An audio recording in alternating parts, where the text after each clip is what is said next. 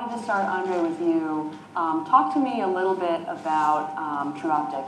What do you guys do? Where does the data come from as a starting point? Sure. So I'm Andre Swanston. I'm the CEO and co-founder of Tru Optik.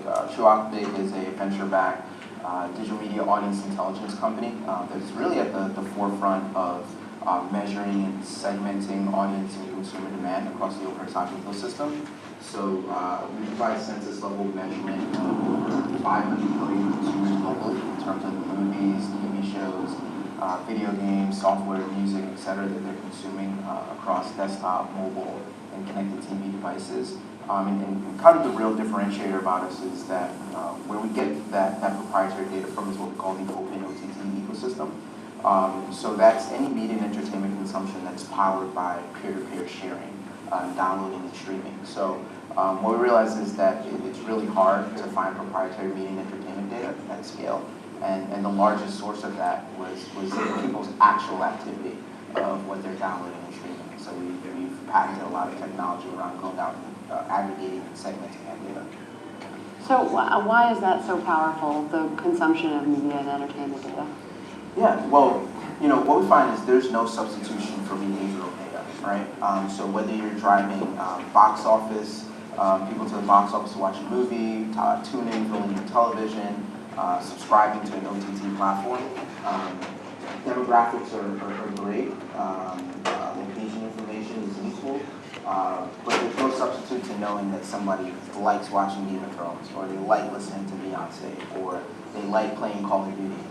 What we found is that oftentimes that data is trapped behind walled gardens. Netflix doesn't share data, Amazon doesn't share data.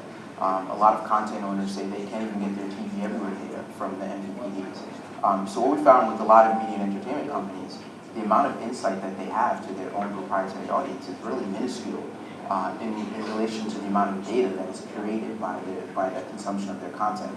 And so we knew that the only way to kind of bridge that audience visibility gap was to go out and measure the largest ecosystem of media and entertainment consumption.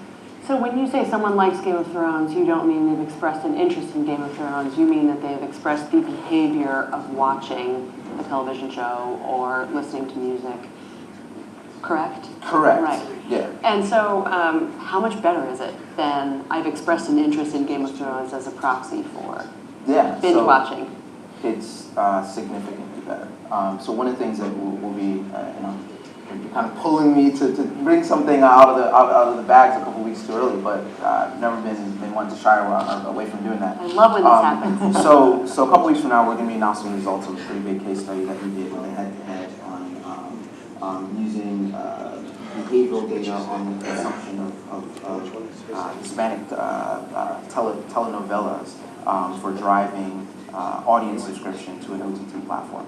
And we did head-to-head against our actual consumption of that content against Facebook, looking at people that had liked the pages of telenovelas and their ability to create lookalikes on that.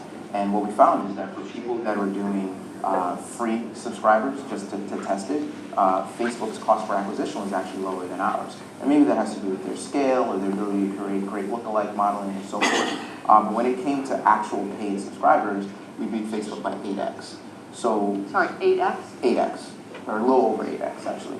So that's paid subscriptions. That's paid subscriptions, and there's another example where we've worked with companies to get increased audience size and increase the size of original content by over 40% in a 30-day campaign across the over-the-top ecosystem. And it's not because our DSP is better than anybody else's, because it's not. It's not. It isn't, right? It really isn't. It really isn't. It really comes down to the data. If you know that a household watches Mexican telenovelas and Brazilian telenovelas, and you advertise to them that they can get access to that, that is better than knowing that somebody speaks Spanish. And if you know that somebody plays first-person shooter video games, if I'm Activision or I'm Ubisoft or I'm Electronic Arts, I want to advertise to that person, not just the fact that they have an Xbox or they have a PlayStation. So what we found is that there's really no substitute. Knowledge is power, and that's where we've found it being very effective. Just one last question, although Andy is hurrying me up. One last question. publishers or content creators, in this instance, as you said, often have very little data about their own users.